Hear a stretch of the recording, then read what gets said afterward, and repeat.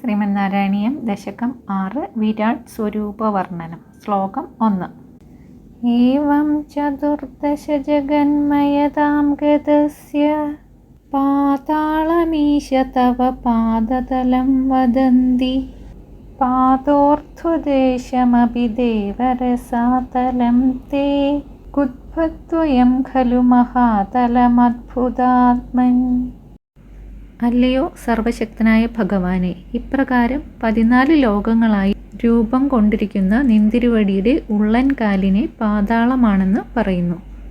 ഹേ പ്രകാശസ്വരൂപ, അങ്ങയുടെ പുറവടി രസാതലമെന്നും പറയുന്നു.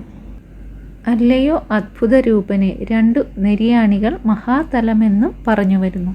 പാതാളം, രസാതലം, മഹാതലം ഈ 3 അധോലോകങ്ങളെന്നറിയപ്പെടുന്ന 7 ലോകങ്ങളിൽ ഏറ്റവും അടിയിൽ നിന്ന് തുടങ്ങി ക്രമത്തിൽ മേലെ മേലെ സ്ഥിതി ചെയ്യുന്നതായി സങ്കല്പിച്ചിരിക്കുന്നു.